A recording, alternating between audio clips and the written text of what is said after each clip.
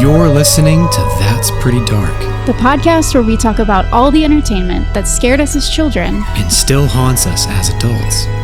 So grab your flashlight and join us as we take a frightfully nostalgic look over our shoulders.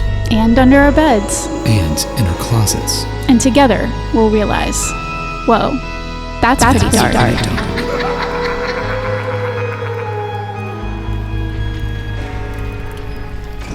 Well, Buzz left. We were trying to get him in the frame, and he's gone now. That's the thing about cats. They never do exactly what you want them to do. Never. No. Not even one time in their whole lives. He'll be 12 this year. I tried to let Atlas be in here while I was recording, but he would climb all over me just like Buzz climbs all over you. Mm-hmm. And I couldn't do it. I just tolerate it somehow. Mm-mm. That's the cool thing about cats, though, is that they're just one step below domesticated. Yeah. They're in the house with you, and that's about the end of the domestication. They're roommates, really, when you think about it. That's how I describe Maui. I don't describe him as my fur son. I describe him as like my fur brother, almost.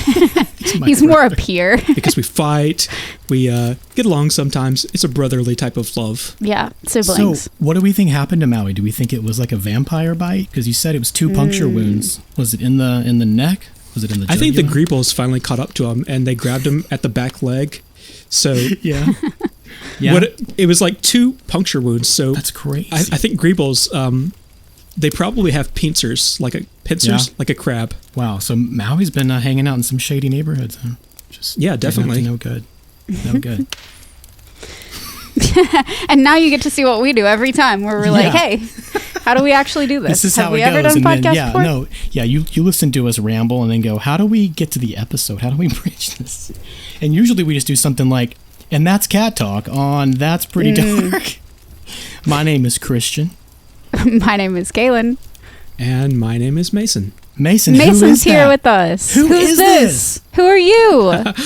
So I'm the editor. How long have I been editing? That's been, Pretty Dark. Oh my gosh. Since March-ish? March maybe, or February? I think March or April, because it was after we moved into the house in February, just dreaming big dreams, hoping that you'd come on, hoping that you would help us get this hoping done. We could get a little help. Because, my son was about to be born, and I was about to have, no time. So, and that was the reason why I came on, to help out with all of the additional editing. But what we probably haven't talked about very much or at all, because we haven't gotten to introduce Mason to the Darkling community yet, is that Mason and I go back to high school. Like, the last time Mason and I spoke live, we've talked online obviously, but the last time we spoke live before tonight was when we were probably 16 years old. Yeah, which is wild. I think I had started in that class a year before you. Yeah, and then you were part of the new students that came on. Yeah, but me and you are pretty much exactly the same age. I think that there's probably a week or so between our birthdays. Whoa! Oh yeah, that's right. Yeah, we were really close in age, and it was the kind of thing where we were both homeschooled, and we were in co-op classes at different places, locally, like different schools or whatever. And then there was this one co-op class that we both just so happened to converge, and we were both in. And there were a bunch of literature classes, and so Mason and I have kept in touch over the years. And whenever Christian had mentioned, we were talking about we're going to need some help. How we're going to do this? We need to keep this machine rolling, even when our obligations, priorities are changing. And Mason and I had talked that he had some experience in video editing, right? Or not podcast editing. Yeah, it was specifically video editing, things for church functions, or video editing for silly little skits that me and my friends would do when I was a teenager. Yeah, we would make improv sketches. Didn't we all do weird improv sketches when we were You teens? mentioned editing video game footage for some gaming. Oh yeah, I forgot that. I forgot about that. Yeah, I was in a guild in World of Warcraft, and so we would have our kill videos, and I would edit those. Those were very light editing because you want to get the full kill footage in there. No, sure. But that was kind of the moment we were as I told Kaylin about it, and we were so he's used to sitting and just sifting through hours of content and waiting for the good moments. The good moments. So yeah, he could do this job. It could be. He's got an eye or an ear for, And in fact, we wouldn't have told this story on air either, but it was like February. I remember I was it was over a weekend. I was on vacation with some of my friends in like a cabin, and Christian was messaging me like, I need help. I just need help to edit. I can't do it anymore. I need help. And like within like 10 or 15 minutes of him saying that, I messaged you, Mason, and I was like, you're one of the only people I can think of that might be interested in something like this. Like, how would you feel about this? Whatever. And I mean, it wasn't long. Like, it was that same night. It was before I went to bed. It's like late at night. It's like midnight or later. Mm-hmm. And you had already responded, and you're like, yeah, that sounds awesome. And I was like, okay, problem solved. Very serendipitous. I think at the moment when you asked me, I was feeling like, okay, this is where I'm just going to say yes to whatever happens in my life. Yeah. And so you messaged me about a week after I decided I was going to do that. Yes. And God's perfect timing. Yeah. So I think it was about a week or so before when we had talked about the editing, and then a week, because we talked spontaneously throughout the years.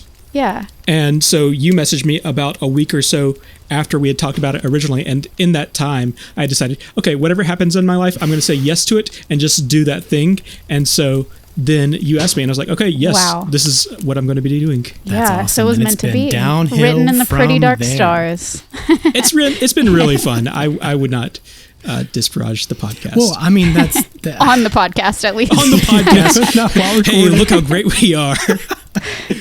No, man, it's really appreciated. And like, honestly, the times where I feel like, okay, Mason's in this with us, is like, you go do your own research and then you come back and you're like, did you guys know this about all that stuff you talked about? And you totally didn't even bring it up once. Yeah, I've always been a collector of factoids, so the podcast is great. Yeah, wow. We thank you. We're so happy that you exist in general, but we're happier that you're part of our world, part of our pretty dark world, and that we're getting to actually introduce you to our Darkling friends. But we had talked a little bit about maybe doing like a ranking or like a greatest hits sort of vibe where we're all kind of reminiscing, looking back on the year. Now that you're involved, you have some outside opinions, and we have heard some of them, but probably not all of them. So that's going to be new to both Christian and I.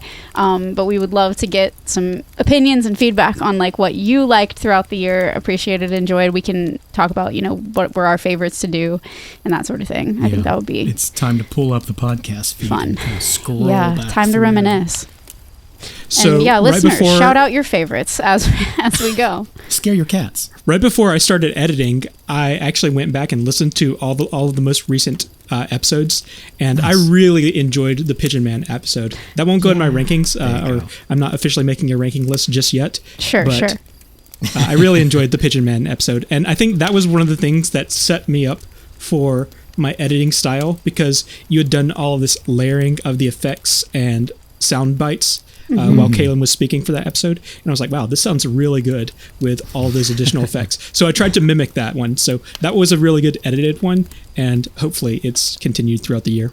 Yeah, I think so. And it's so important, like that bringing people into the nostalgia is so important. It's such a huge part of what we do, and I think that having that extra like oomph behind it when we're able to insert that stuff really ties it all together. Like, we listen to our own audio, we hear ourselves and we're just speaking. It's one thing to be able to describe it, but it's another thing to describe it like from our perspective while we're also hearing some of the media. And we've gotten, reviews and comments that say similar things, that's, it just puts you back in that place a little easier, touches more of your like senses, so to speak. Definitely. Yeah, there were definitely some episodes where the nostalgia was driving how I edited the episode. Oh, for sure. Two in particular were Jumanji and The Rescuers. Those were like really dear to me as a child. So I enjoyed editing those. And you'll probably notice if you go back and listen to them that there's some long stretching musical sections where I just thought it was really appropriate for the moment for setting the mood. Yeah, it just feels good to be here. Let's hang out here in this moment. Yeah, those were two of my biggest in childhood also, obviously. That's why we've always been like borderline, like risked the copyright infringement aspect of just totally... if I could just lay the entire movie in the whole time, I would. Yeah, we just talk over the movie. So now, and especially how some of the edits become, it's like, well, there's so many great quotes, we have to include them all. So I think hard not to. Cutting them down is hard. Yeah, exactly. Yeah, it's just picking and cutting the actually interesting sections because there's so much information, so much research that you guys do that it's hard to exclude that information. It's hard for us too, and that it's kind of, I mean, at least my philosophy, but probably Christian's also, like, we scour the internet, we comb everything we possibly can for as much information as we can find. We pack it all into a script, and then, you know, whatever makes sense in terms of hearing an episode, you know, we want it, like, I think some of our longest episodes have been over 2 hours, you know, and when you start getting into that territory, it's like, this is nearly unlistenable. Like, it's so long that it's like, who's gonna sit and listen to this for 3 hours? So then you start to think, okay, well, what's most important? And then you, Mason, have such a difficult job, and Christian as well, of like deciding what makes the cut, you know. It's tough. I enjoy watching the Dropout series. It's like sketch comedy. Yeah, I love improv. Dropout. Yeah, they've got a lot of Sam different Wright. types of things. Yeah, so he has talked in some of the behind the scenes episodes for Game Changer about how he makes cuts, and I think it was something like he only tries to keep the best 60% of the material, or the best 40% of the material, something like that. And I kind of adopted that mindset with editing. Yeah. It's cool to watch people that are in the industry doing these difficult cuts to kind of like set a framework for how you emulating somebody who has experience is probably the best way to learn. So I felt like definitely. once I started editing, I started paying attention to things like that more often. Yeah, and like you find that what is the best of the best, like, it may have been a good episode with all this stuff included, but it's like a great episode when it's concise and condensed, Yeah, and it's it, trimmed you know, down. hits harder, Trim the fat off. you know. Yeah, I really have to step outside myself and try and be objective. That's what I Not always used easy to at do, all. was like go through the episode, and then on that first listen back, you can kind of pick up on like, okay, this is extraneous. This is definitely bonus content, or you know, whatever. Which your notes they're so thorough. Every time there's a cut, I see your little like, okay, I removed this section. This was here, and I can go find it if I want to. It's been really, it's been nice. I've been a lot better about color coding my notes now.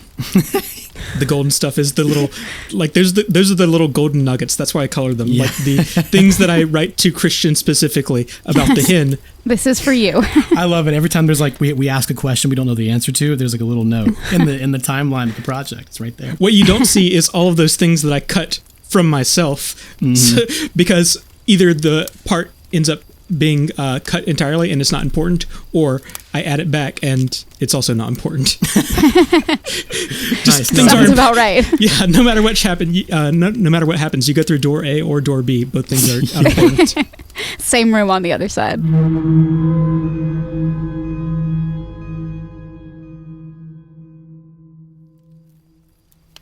So, Man, Christian, I don't know. yeah, what were your top 3 favorite episodes Okay. of the year 2025? I really think, I don't know, we had so much fun with Arnold's Halloween. Like, I We always did, end didn't up we? being like, I was so pleasantly, like, I knew I was Yeah. excited about it, but I was pleasantly surprised with like all of the history in that episode. yeah, no, there was a lot of fun stuff. I mean, Jumanji was so much fun. I learned a lot about the shiny red bicycle episode. I feel like that was a therapeutic experience for me to research that and like how those canals work with the the overflow mechanisms and such, to help me understand why that kid had to die. Why that kid had to die. Why did that have to happen? It's for the plot. But now I feel like I kind of learned like why. The Santa Claus research was a lot of fun. I think you're on the money, Mason. Pigeon Man. Pigeon Man was big for me. But then again, there's the Addams Family, and I bought the Addams cartoons, like the collections of cartoons and stuff. You just want to say, you want to list all of the 20, 30 some odd episodes we did this year. Listen. Pigeon Man was huge for me. It felt like we were hitting on something that is core to the show, the nostalgia, but also the like, it's okay to be different. Like, so much of what we do and really how it's evolved over time. Obviously, it was something that we hit it hard with in 2021 when we first started the podcast, was some of this kind of conversation around advocacy. Like, we're talking through different traumas that we've been through. We're talking through like the way that our worldview has changed and been shaped over time, and really hard lessons that we've learned growing up, deconstructing things like that. And I find that the episodes that go back and touch things like that really mean a lot to me. Like, being diagnosed ADHD late in life, I've talked about it a lot on the show. I was 29, and it's like, if I had known that earlier, if I'd had any frame of reference, it would have changed my life in terms of how I interpreted my interactions with others and like the way that I like would shame myself or feel like I was on the outside looking in. So much of that, like I just wish I'd known earlier. And so it's something that I advocate for in terms of like, hey, like this is a conversation we should be having. These aren't things that are wrong with you. Like there's a whole spectrum to a whole lot of things, and that's something that I really like. You know, it's core to me as a person, and it's really important to me in my life, like personally. And so I felt like Pigeon Man was a really fun way to like bring that to the show, and so I felt I was just really excited to do that episode. Something else we haven't done, or I haven't done, an Are You Afraid of the Dark in a while, so I'm kind of excited to get rolling on some of that. Yeah, we did a lot of those year. early this past year. Early this year, and then we haven't been back. But I felt like Whispering Walls was really fun because we were like in the pocket. Like sometimes we just like were vibing with the material more times than others, and I felt really good doing that episode because there were a lot of fun references that kind of like swirled around, you know, throughout the episode. Rescuers was harder on me than I thought it would be, as was Jumanji. Like both of them were really fun to do, but they were heavier, which I mean that's the name of the game here. I'm no stranger to that, but our show's called That's Pretty Dark. I don't know. But they were like heavier than I thought they would be. Jumanji especially, like I thought it would be, I don't know, like I knew that I was afraid of it, but I didn't know why, and I ended up feeling the darkness from that episode in ways I didn't expect to. Like I went into it just thinking like I remember hating the mosquitoes and the idea that like everything's just doomed, like everything's coming to get you and you can't get out of this game and you're stuck, and that being like a terrible feeling for me as a kid, and that wasn't at all what was scary as an adult. It was the existential, like, you know, losing your lifetime to this thing and all of the like the ways that feminism and misogyny and everything was like overlaid into it automatically, just the time frame and like how that defined things for a generation of people, and that part of it, there was just so much more to that than I ever would have realized as a kid. So it was heavier doing research for it too. It wasn't quite the romp through the jungle that you expected. Exactly. It really wasn't. Hey, and you know what, Mason? It never really is it? It never is. Never is. Never. And something that we haven't talked about, but that I think should or would be on both of our lists, was that we finally got to talk to DJ McHale this year. Dude, which is something that has I didn't really count that as like, you know, yeah, it's not like in the option. tier of normal episodes. It doesn't, it's apples and oranges. But that was like a huge we got moment to hang for both out with of us. DJ. I mean, that was insane. That's so cool. Yeah, it was just such a big deal. I wore a tank top because it was like June, and I've kicked myself every day since that. I was on a video call with DJ McHale and I wore a tank top. Not like today where we're both, Christian and I, we open the Zoom, we're calling Mason, and Christian and I look down and realize we're both wearing Misfits shirts. Hey, well, it's also Christmas colors because yours is green, mine is red. Yeah, look at that. Look at that's perfect. Wow. We're on theme. Tomorrow's Christmas Eve. You guys do share the same brain. Yeah, we're recording this a little earlier than we normally do. Hey, and that's why the podcast works at all. There's been so many moments where you guys synchronize perfectly. I don't have to edit it at all. You just say the same thing at the same time. That's so funny. There's a lot of moments where I'm sure people would think, oh, this is so edited, making them talk at the same time. But no, you guys just automatically do that. That's stupid. That's insane. It is really funny, though. We think in similar ways when it comes to this stuff. It's how we found ourselves here in the first place. What is your biggest pet peeve, Mason? Are you into ASMR? Oh, God. I like a specific type of ASMR. Yeah. I was actually listening to something earlier today that probably would be considered ASMR, but I enjoy restoration videos of like old paintings where they'll go and take something that's damaged. That's dope. Yeah. Honestly, I think I could get into that. I don't like the vocal ASMR stuff. I don't like people's mouths and mouth noises. Me neither. I'm in the wrong industry here, but no, that's cool. Did you ever watch How It's Made? Yeah. That type of ASMR where you'll watch like industrial. There was a moment in time where I was listening or watching a bunch of Korean steel manufacturing videos. Oh. That sounds nice. That's the kind of thing. That sounds really lovely. That's the kind of thing that like comes across my feed when I'm scrolling at 2 a.m. trying to go to bed, and I've been watching for 20 minutes and didn't realize it, and I'm like, oh shit, like this isn't okay. That's so funny. And then probably the third type of ASMR would be Korean street food vendors, where there's no talking or anything, but you're just watching people prepare food. Mm-hmm. Those well, first they make me hungry, but Yeah, of course. it's just so satisfying watching these types of videos because it inspires me to try and mimic them because I do really enjoy cooking. So I'll say, okay, now how can I make this type of food that I saw? And it probably inspired me to be a little bit more experimental in the kitchen, where it's not like you're following a recipe, but you're just kind of like throwing spices in and figuring out what works. Yeah, watching, scrolling, it all pays off somehow. Like that inspiration, I've been noticing lately. I've been so busy, like just in life in general, personally, and like work, and everything's crazy at the end of the year, and I'm finding that I don't have enough time for like passive entertainment to just like let things happen to me. And I think that's so important from a creative standpoint. Like you have to do that. You have to let yourself be inspired. You have to kind of be like bored, so to speak, sometimes to let the muse in, to let the inspiration hit you. And I've not been making enough space for that. That's something that I want to do better at in 2026. Boredom is a great motivator. People try to avoid boredom. Yeah, I don't remember what it feels like to be bored. Like I just in life in general, it's been a long time. I always have something I could or should be doing, and maybe that's the ADHD talking, but it's like there's always something in the back of my head that like should be happening. So I can't like really relax into like a bored feeling because there's just too much noise all the time. We don't rest. We don't know how to do that. I've forgotten how to do that. I need a spa. I've never had a spa day. I really need someone to gift me like a spa. A pretty dark spa day. Let's just three of us go sit in the silence. Company bonding rituals, you know. With the lights out. With the lights out. With the lights off, yep. Can we just like sink into that big muddy pool? Yeah, some kind of mud thing, pit. the mud dip, whatever. What we should do is one of those Mud sensory dip. deprivation God. tanks. Sensory deprivation. Man. I think I could handle that for approximately 15 seconds. Before Same. I heard the screaming from. I couldn't do it. People have talked to me about that. Like, you should try it just to see. And I'm like, I can't meditate. I get anxious when I meditate because it lets all of those voices that are telling me do this, do that. Why haven't you finished this yet? Like, it lets them all in, and that's bad. I think. Where's I don't the think nearest that's how one? I'm supposed Isn't it to be. like Birmingham?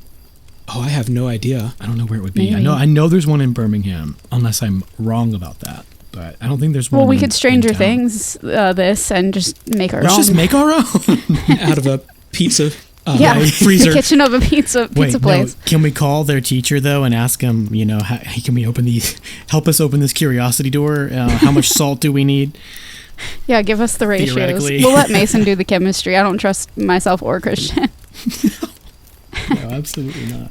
Whatever math needs to happen, that'll be all you. Yeah, you throw a problem at me and I'll end up, pulling out the calculator and trying to solve it. I'm just constantly doing calculations. That's what we need. Yeah, because neither of us calculate anything. Do you have any interest editing podcast episodes? Because I dabble. You dabble.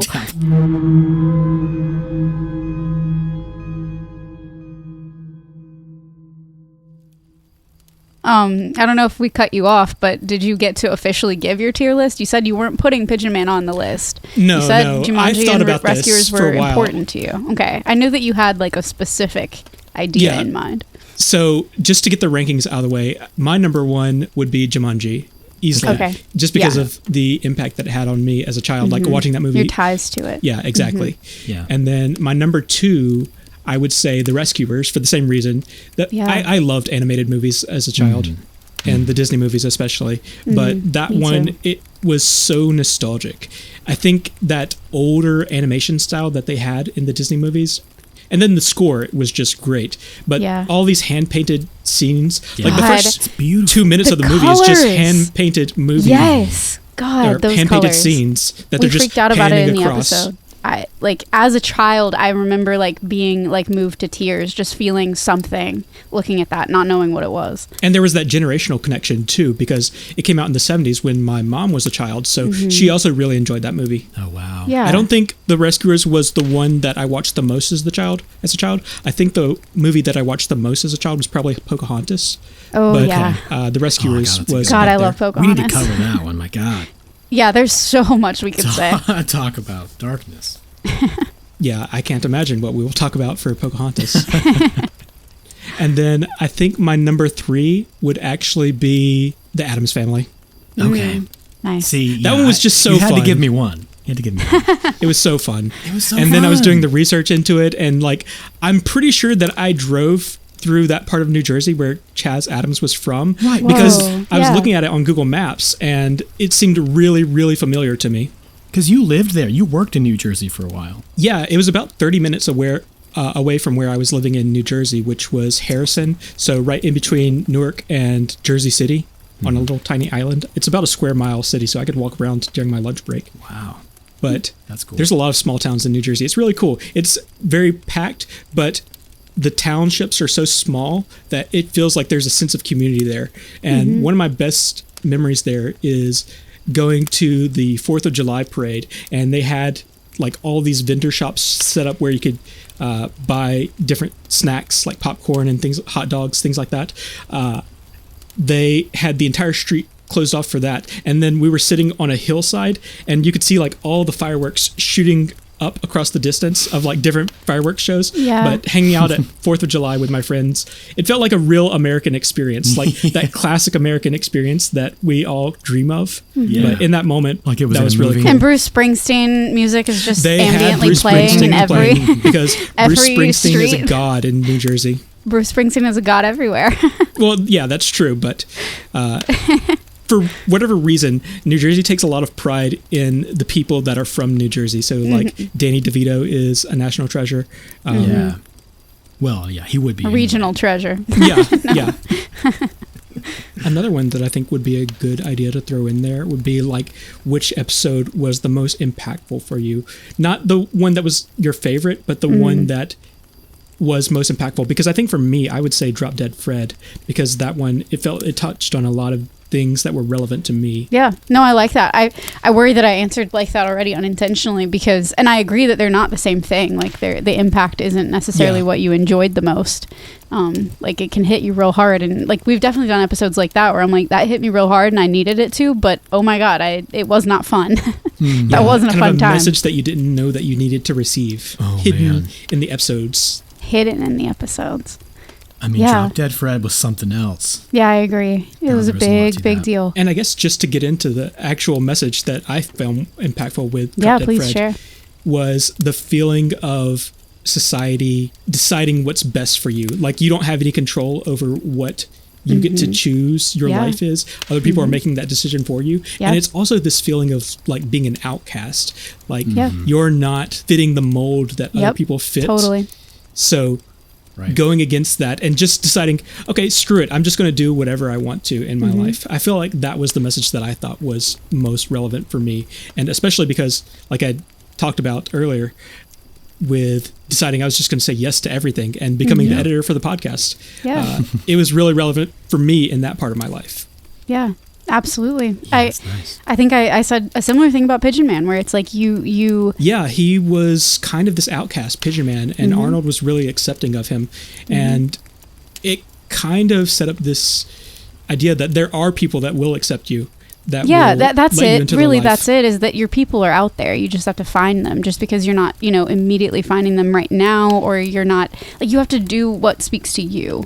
That's something that we talk about often, where it's like, finding community is really hard in this stage of capitalism. Finding community is really hard in this country, in a lot of areas in general. And then it being the age that we are and just the way that life works for a lot of people, it's very, very difficult to find community. But the way that you find community is by following the things that you're passionate about and hoping that, you can share that passion with others. At least that's something that I find to be true with the degree of neurodivergence that I have.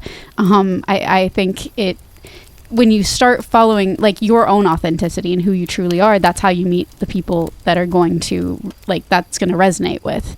And if you're always people pleasing, like I always was for my whole life, and not pretending to be someone, because there's a lot of it that is core to me as a person, but when you are putting on your people pleasing, front, so to speak, you're not like no one's engaging with the real you, and so then you've maybe forged connections or relationships or situations that aren't even true to who you are, and so that is very difficult when it comes to undoing that or trying to be authentic, and there's not room for you to be authentic in the places that you have carved out for yourself.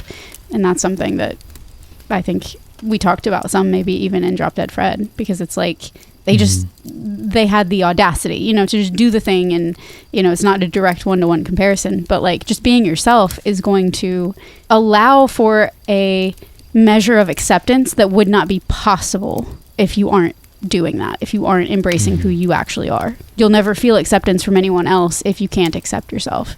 And that's that's kind of a cliche thing, because people are like, oh, you have to love yourself first. And I think that that's true a little bit, but I also think that we learn to love ourselves when we are reflected back to ourselves in relationship. So there's multiple directions there.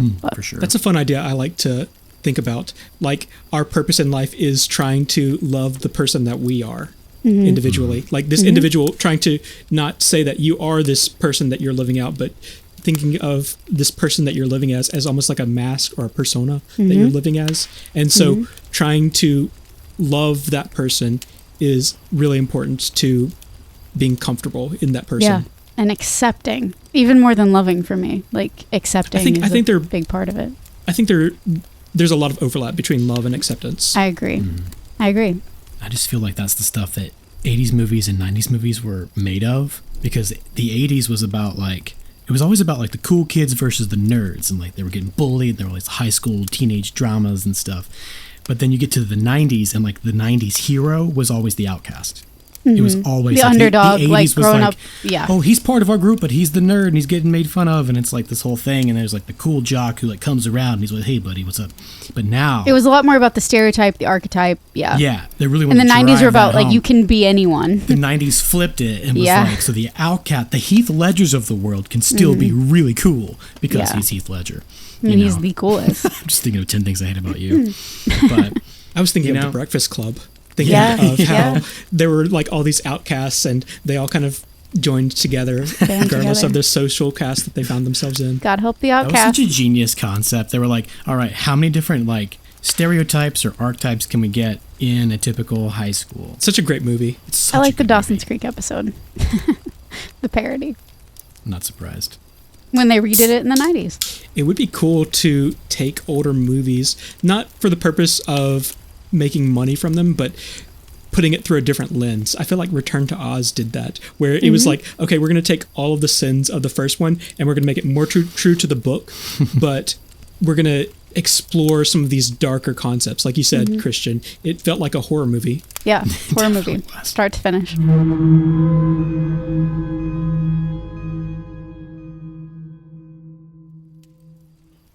In the past and in general, we've talked a lot about our lives and everything that's been going on, and I've been so grateful for a community here, that's checking in on my health and like wanting to know what's going on. And I've been, I had more surgery this year. We don't have to get into all of it. I would love to get updates from each of you about how your year's gone and everything like that. But I had more surgery this summer, and I have an oncology appointment coming up in January. It was supposed to happen like this past week, and I moved it because it's been like, we didn't know when it started that it would be on a 6-month cycle for basically the rest of my life. And so whenever it was in December, it's been in December for the past 3 years. So I've just been going in the week of Christmas to be like, do I have cancer again? And we decided that wasn't a great idea. Yeah. So I moved it to January, but that's helpful, but it's still kind of hanging over my head as much as it ever was. But had more surgery this summer, and then it's just been like a really weird year in terms of everything else. So it's like there's not a lot to update, but I feel like I've been through the ringer in terms of that. And like, I don't know, just like interpersonally, a lot of the things that we've talked about on the show, a lot of the things that we've been discussing in terms of like figuring out who we are, like finding ourselves, that sort of stuff. All of that gets accelerated when your health is declining, or has been, in a rough place, I feel like. And that has been a theme of my year, where I've really just been trying to like better align with the person that I know I am and want to be. But that's caused, that's been harder than it sounds, and it sounds pretty hard. No, I mean, health scares have a way of putting things into perspective. I mean, that's what they call, they used to call a brush with the devil. It's like, it's close enough to danger that you're like, okay, I can see things clearly. I'm going to walk the line. I'm just going to do what I have to do. Exactly. And figure things out. It's not always easy. But my goal obviously is like not causing harm and doing my best not to cause harm, and also like I don't know, just trying to be authentic and connect with people authentically. And so that's been like It's been a lot for my 33rd year, I'll say. It puts into perspective just Jesus how fragile life is. Totally. So I think it's easier to make those connections, make them feel more meaningful, because in your mind, there's always that lingering thought, like, what if this is the last time that I speak to this person? I think that, I mean, that's part of my probably OCD, religious OCD. We can trace it back to the All Dogs Go to Heaven and this, you know, a lot of things we talk about on the show. But yeah, I've never not been able to think that way, and then it's been amplified times 1,000 in the last few years. So yeah, everything feels really important, and I want to be sure, like, I'm sharing as much of myself as I can with the people around me, you know? Well, I feel like it's brought a level of like authenticity to the show as well, because we talk about movies and TV shows and stuff all the time, ghost stories. To have these things, people have to die in these stories. For their, we've had this conversation. If you're going to have a ghost story, you have to have a death. Somebody has to die. Tragedy is here. Tragedy is always part of a story. It's always part of all of our narratives. You know, having those experiences, it's allowed for, I think, deeper conversation than we would have been privy to otherwise. You know, our own brushes with things. I mean, I didn't mention it on the show. My cousin just died recently too, cancer. You found out on a day we were recording. Yeah, it was on a day we were going to record. I found out that she had passed, and it was just sort of like where do you place that? What do you do with it? You have to just channel it into... because like none of us are here forever. That's the thing that gives point. You meaning and like gives your life meaning and purpose and like drive. You have to kind of just channel those things into that. Yeah. And make it mean something. Make it count. Make it count. Gotta make it count. That was your email address, isn't it? That was my email address from the time I was like 13 or 14. It was like with some numbers included, but it was my email handle for years from Jack Dawson's lines in Titanic about making every second count. And I was, a child, and the theme of that has just carried through my life, but I think it's a theme that carries through all of our lives. Titanic? Yeah, we'll just get on Titanic. I mean, I would love to cover Titanic. It is nothing if not pretty dark. That's true. That does fit the time period. That too. I would say. I really like the philosophy of Albert Camus, which is absurdism, which is the next evolution of nihilism, where nihilism says nothing matters. Absurdism says nothing matters, so let's do whatever.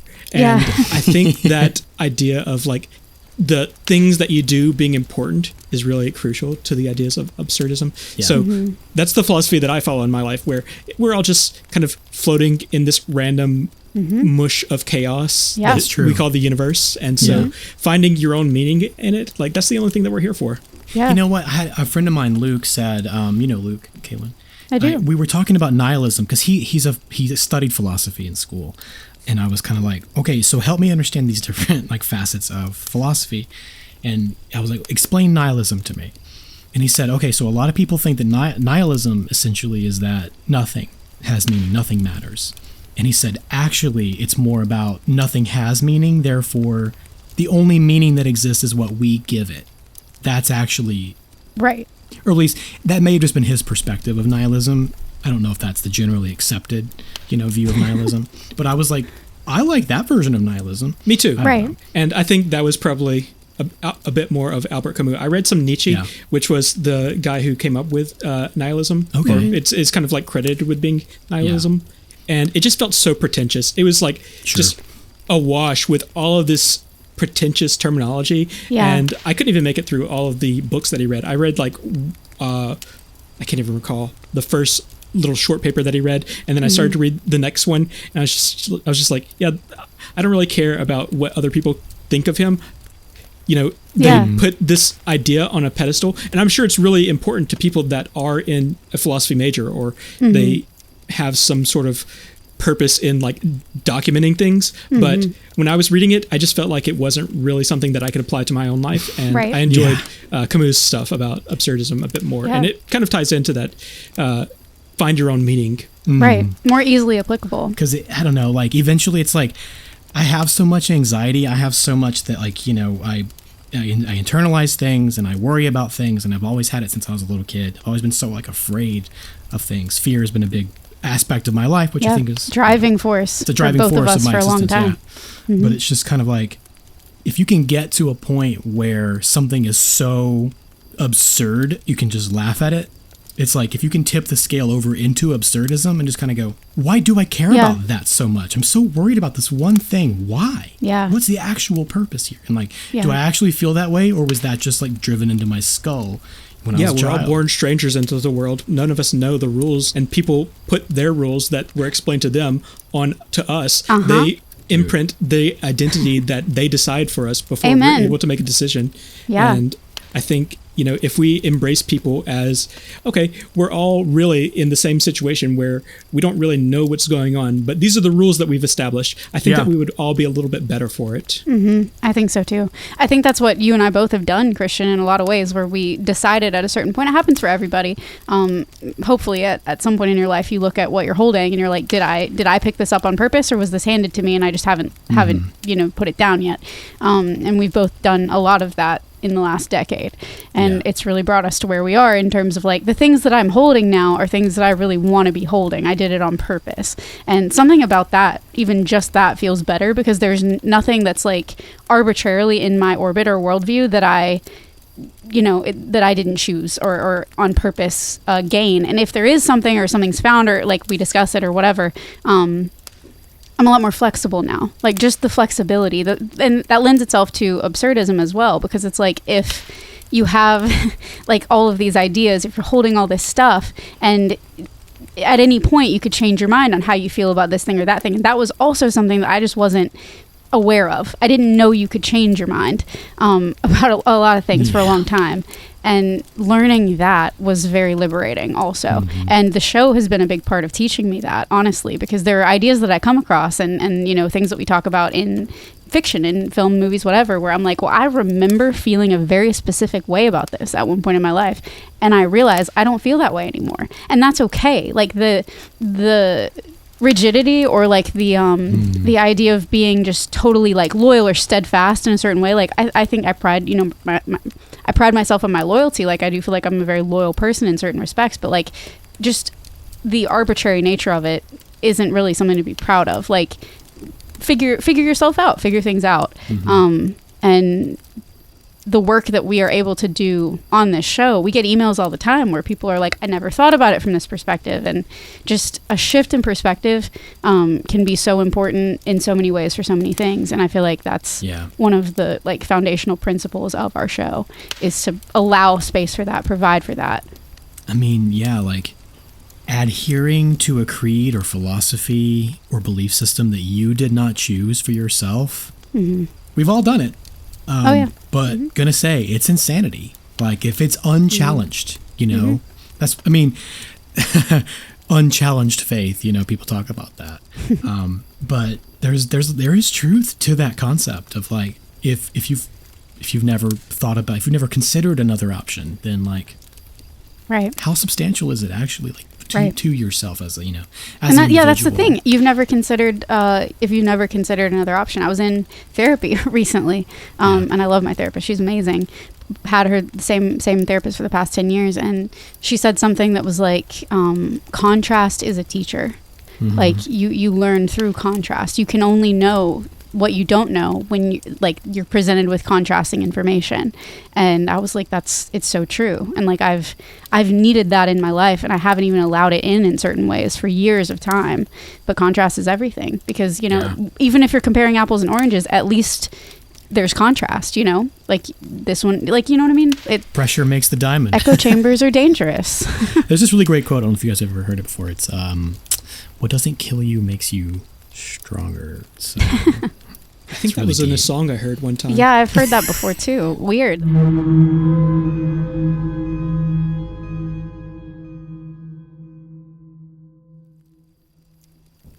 And for me, I don't know if anybody can hear it, but Rory's been screaming his head off the entire time we've been recording. Every time you've said that when we're recording, I don't hear it in the moment, but then oftentimes like you'll hear it later, or Mason will hear it later. So yeah, like try to cut it out, but I mean, a lot of this I think is going to stay. He's got this new fun thing he's been doing, where he just like he's proud of being loud, He's loud and proud. He's proud Yeah. and loud at the same time. It's Sure. just, it's wild. So he's either, whether he's unhappy or he's happy, he's He's gonna be loud about it. screaming Yeah. at the top of his lungs. He's finding his voice. It's very he important. definitely is. And I, in a way, I'm proud that he's loud, that he's, finding his voice. Yeah. Because it took me, God knows, 30-something years to find my Exactly. voice. That's what I'm saying. He's getting this. He's working this in early into his personality. He's not afraid to take up space.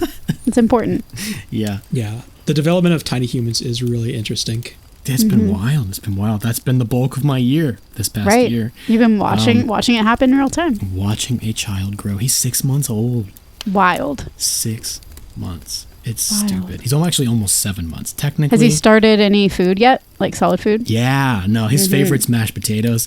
It's mashed potatoes and pickles. Like father, like son. Potatoes. He's getting it in there early. Yeah, he knows our heritage, our family heritage, the Irish potato family. Right. I actually found out recently that part of my Irish heritage came through in the Irish diaspora from the potato famine to Wow. the port of Mobile.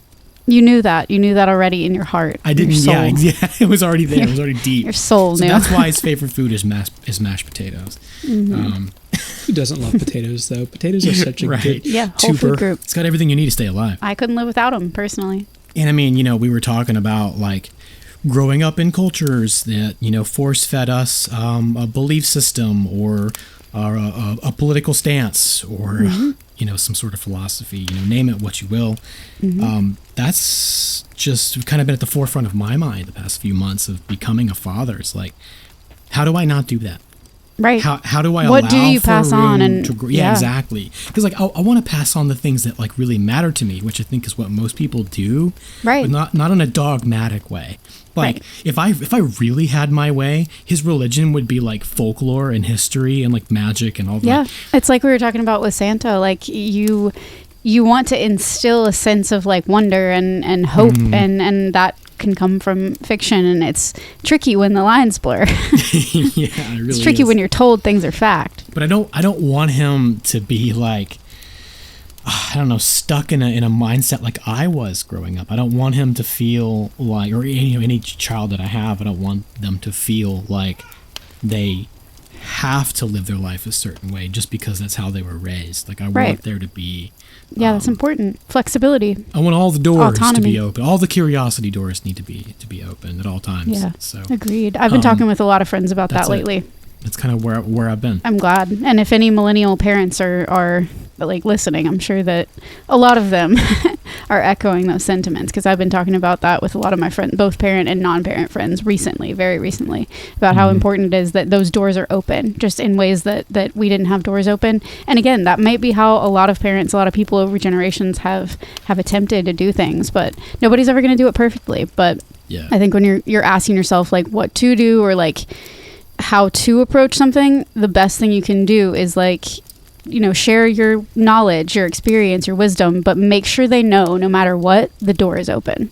Oh yeah. Yeah, it's Always. easy to focus on the doom and gloom and think that things are constantly falling to pieces. But I think that with respect to parenting, especially, I think each generation has gotten better and better than the last. And, in research that's been done, there have been increases in the level of time that's spent with the children, especially among fathers. Like fathers are spending more time with their children than they have in our recorded past. Yeah. In Yeah. recorded history. I mean, I was almost super late to recording tonight because he was going to the zoo for the first time today, and I was like, well, I have to go because I need to see him see the animals for the first time. I couldn't miss it. So yeah, I mean, I don't know where that shift came from, that, dads are spending more time with their kids, but that's a philosophy that I agree with. And it resonates deeply with me. Because, didn't get it as a kid. I didn't get Culturally, to have that. the shift in how we work and operate, like I just think we talk about it on the show all the time in different ways, but like it feels like we're reaching a breaking point because so many of us are valuing those emotional experiences, and we understand how important they are for our kids or, you know, whoever we're passing life and experience on to.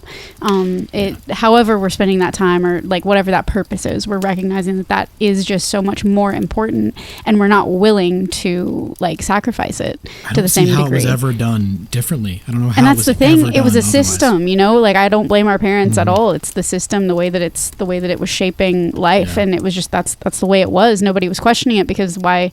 Like, how do you question like? How do you question the thing that is you? You know, you're just so part of this thing that's happening culturally. And I think with technology and obviously COVID and just the shifts in how we work, I just really appreciate that we are all talking about it. We're banding together like as a generation. Even Gen X kind of started that movement.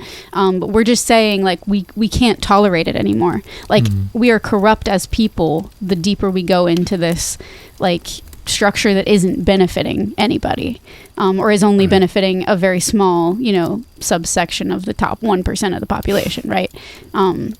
I think that the more we question that and the more that we recognize like our emotional experiences in the day-to-day lives of like who we're spending time with and all of that stuff, I think that's what matters. And even like teaching kids to feel feelings, we talk about that too, like the sociology of looking at a classroom and saying if you have like a curriculum or a unit about this is what it is to experience this feeling, this is how you like emotional intelligence in like an academic way, and getting that in like earlier and earlier into kids' minds and having that be at the forefront. I know a lot of parents are doing that work too.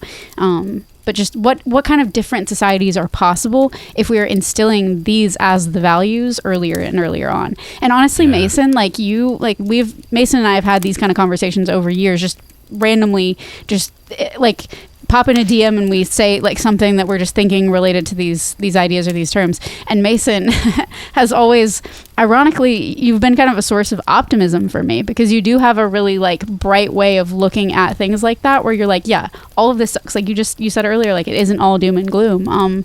You can acknowledge what's shitty about the reality of what's happening, but then you're like, but there's also this like really cool thing to be excited about. And like whatever scale it's on, even if it's small scale, like it's making a difference in existence for, you know, these people or this experience, and maybe it's going to get better because of the way that like that momentum is changing. So yeah, like that's important. We're entering the era of Hathor, leaving the era of Ra behind, leaving the masculine energy. We're becoming more in touch with our emotions, becoming more feminine, and shifting connecting into the to ourselves, connecting with each other. These social structures are becoming stronger. So it's change, so it's difficult, but I think that it's good to change, to keep changing. I think so too. And yeah, you guys can see why I go to Mason for that sort of that sort of outlook when it feels hard to see, hard to recognize. Mysticism is so cool. You can tie all these mystical ideas to the things that are happening right now. I mean, we've been on the verge of annihilation. There's always an apocalypse. Tomorrow for the past thousands of years. So we all exist at the same moment in time, really. We all choose, like all human society always exists in the present, and things are always happening like they've always happened. But I think the one that we live in is pretty cool. In comparison. Getting to zoom out. Yeah. That's a big deal we get to imagine other galaxies where there could be alien life. Aliens didn't exist for a long time in human history. So there's been so much change within the past 100 years. Which, you know, we've talked about, I don't know if it's going to make the cut or not, but we've talked about how different cultures around the world have different New Years because their calendars don't fall on the same day. Like with our history of Halloween, the Celtic New Year was Halloween. That was the whole point of that festival, Samhain.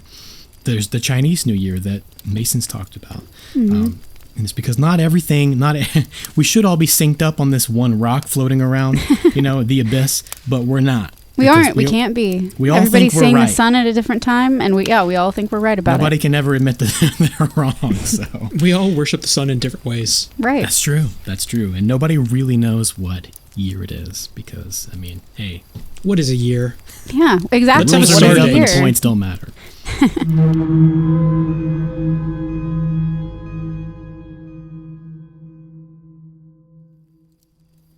And on the subject of New Year's, before we part ways with you, dear Darklings, from our Campfire fireside chat this year, we would love to talk with you a little bit about this upcoming year, 2026. Give you a little preview of things to come in the Pretty Dark universe. Let's do it. We talked a little bit already about the fact that we are going to jump back into some Are You Afraid of the Dark right up top, which I'm excited about because I looked back and it's been like since, I think, the summer, maybe earlier, since I did a Are You Afraid of the Dark episode. I think we're gonna maybe introduce another series. I'm thinking of getting into the green slime of the Goosebumps series. Maybe we'll dip our toe in, see how it feels. We're asked about that frequently. It'd be nice to add another series to the rotation. Gotta figure out Mr. R.L. Stein. Something Christian put on the list for this year, and hopefully we'll get to it pretty early on, is The Last Unicorn. That is so heavily highly requested. That's a movie that just comes up over and over again, and I actually watched it this year with my best friend Logan. Like, we watched it. She's wanted me to watch it for years, and it was the kind of thing where she has begged me, and I was like, you know what, I'm gonna have to watch it eventually. I might as well go ahead, watch it, take a few notes. And yeah, I watched it, and it was it was as people describe it. I can say that much. Pretty dark, huh? Pretty dark. Wow. The Christopher Lee villain experience. Yeah. Wow, that's really saying something. There are some other heavy hitters that you have talked about this year that you're planning for next year, like The Mummy. Yeah, that comes up often. We want to do a big summer blockbuster. I don't know if it's going to be The Mummy or like Land Before Time, but and we talked about that too. But Land Before Time is it's so hair trigger like emotional for me. That's gonna be rough, but worth it to get into. Yeah, the first one especially. I think my main goals for this coming year are to keep a consistent schedule. Yeah. Record when we're supposed to. And the Darklings, all the Darklings said amen. I want to record on time, get episodes out on time. Me too. I want to fill the gaps between some of those episodes, potentially, as well. With some little, some fun additional. There's just so much to talk about. There's so many things to do. There's so many things. So we're going to be brainstorming those and seeing what we can put together for you guys. And also, just keep up with the Patreon, like, at all. Yeah, I think about that all the time. There are a couple new books that I've gotten recently, or I'm looking at, that might be fun for me to do a little bit of reading on the Patreon, which I haven't done. So increase our touch points and contact with all of our Darkling friends that way. That sounds great. Any goals for this year, Mason? What you got? I like the idea of being more creative, so I've got a painting that I'm working on, so I think that I'm going to start painting more often. That's something that I'm thinking of. I used to paint a lot in high school with I remember. paints. So I think I'm going to bring that back. I was going to ask about your easel you got back there. You got your this easel that's been lingering in the background as a talking point this entire time. I hope we get to talk about my art.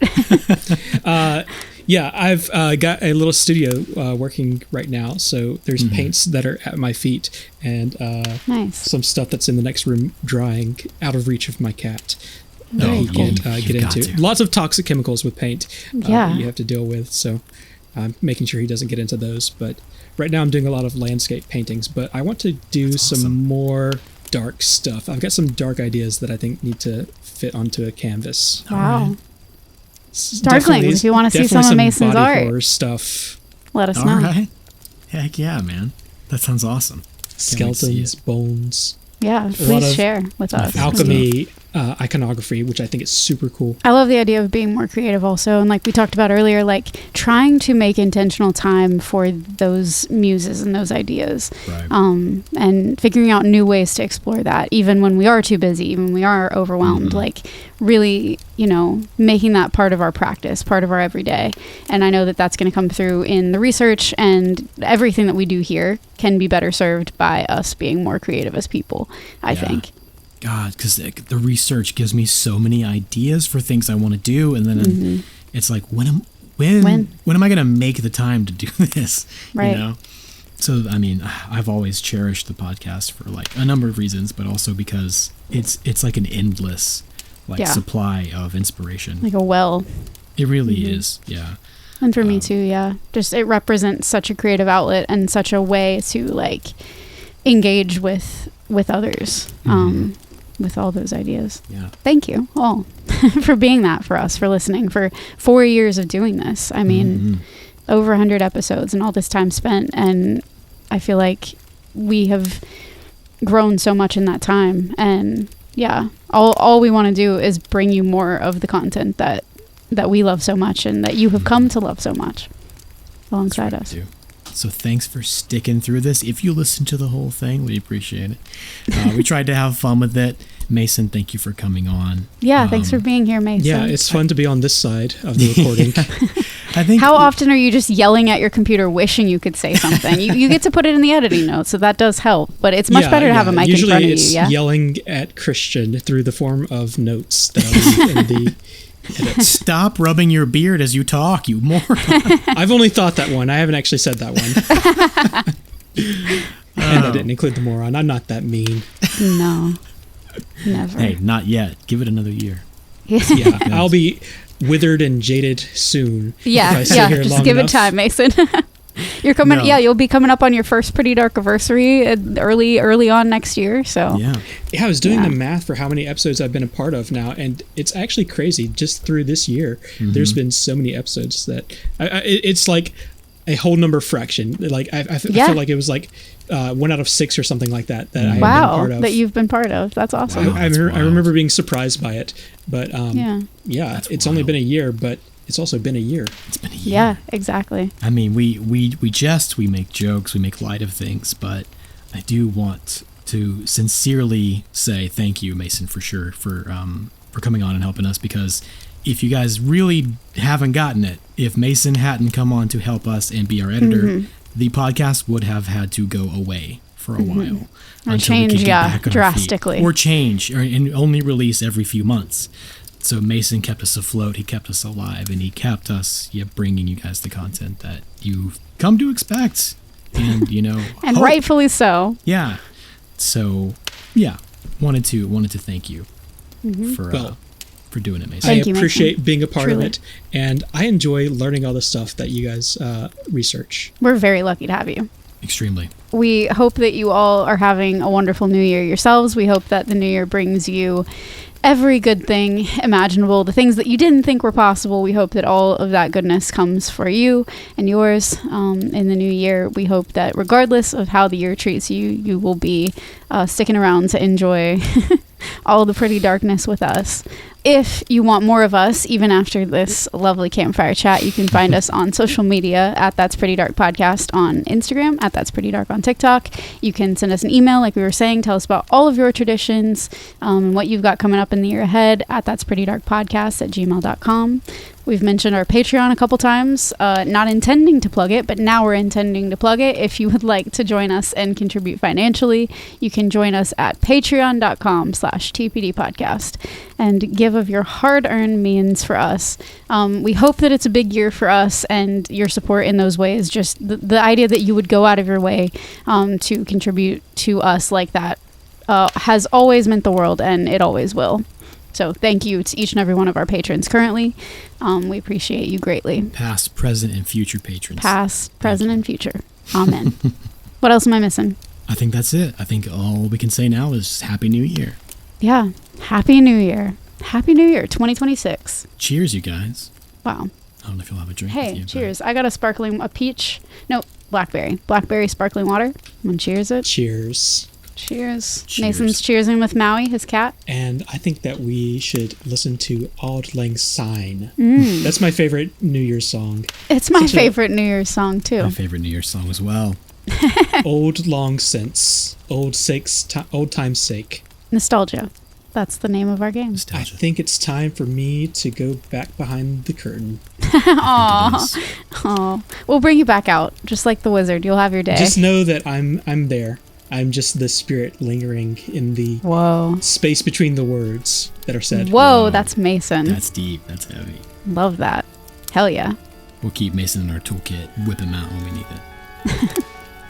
Yeah, I like being a secret Come weapon. on, Mason. Secret weapon. Nice. There's a power to it. It doesn't need to be exercised often, but the new year is a good time to bring it out. Mm-hmm. I agree. Like a morning star. Like a morning God. star. Mason Morningstar. That will be my Viking name. Will be Whenever sometime in the the end future when a times Viking begin. name is required of you. When the I next will Dark adopt the Ages name begin. Mason. Yeah, exactly. Right. I'm planning for it. I'm hoping for it. And I'm going to have a Morning Star. Mason Morningstar, American Viking. American Viking. I love it. Bye, guys. See you soon. Bye now. Goodbye.